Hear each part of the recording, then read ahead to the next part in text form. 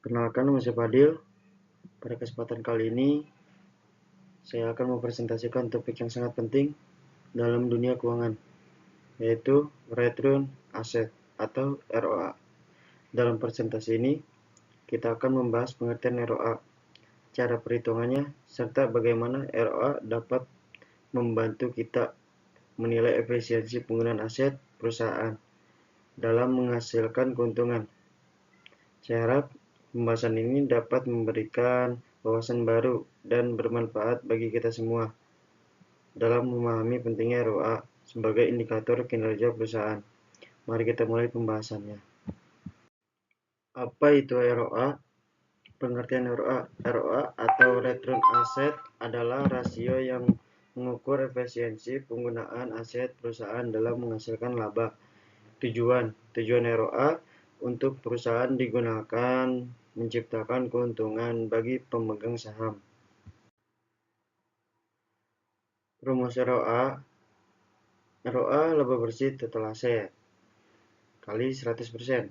Penjelasan komponen laba bersih total keuntungan setelah pajak dan biaya lain. Total aset semua sumber daya yang dimiliki perusahaan yang bisa menghasilkan nilai ekonomis. Contoh perhitungan ROA. Misalnya, sebuah perusahaan memiliki laba bersih sebesar 500 juta, total aset 5 miliar.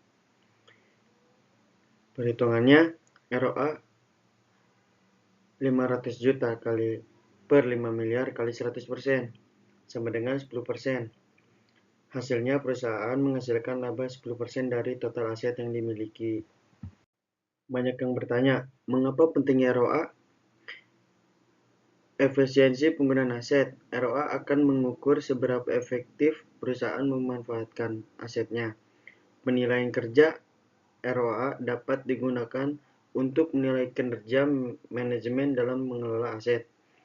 Perbandingan antara perusahaan berguna untuk membandingkan perusahaan dalam industri yang sama untuk melihat siapa yang lebih efisien. 1. Profitabilitas. Semakin tinggi keuntungan yang bersih yang diperoleh, maka ROA juga akan meningkatkan profitabilitas dalam mempengaruhi oleh efisiensi operasional, pengelolaan biaya, dan struktur harga produk layanan. 2. Efisiensi operasional. Perusahaan yang mampu mengelola aset secara efisien akan menghasilkan laba yang lebih besar dibanding dengan aset yang dimiliki. 3. Manajemen aset. Aset yang kurang produktif atau aset berlebih dapat menurunkan ROA karena laba yang dihasilkan dari aset tersebut tidak sebanding dengan nilai investasi. 4. Struktur modal. Perusahaan memiliki tingkat utang yang tinggi.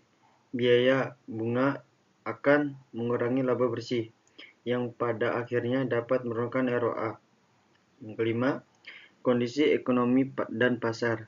Faktor eksternal seperti kondisi ekonomi persaingan di pasar dan fluktuasi nilai tukar dapat mempengaruhi penjualan dan laba yang akhirnya berdampak pada ROA.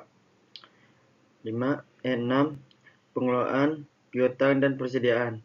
Pengelolaan piutang yang buruk dapat memperlambat arus kas masuk, sementara persediaan berlebih atau tidak efisien akan menambah beban penyimpanan dan berpotensi mengurangi laba.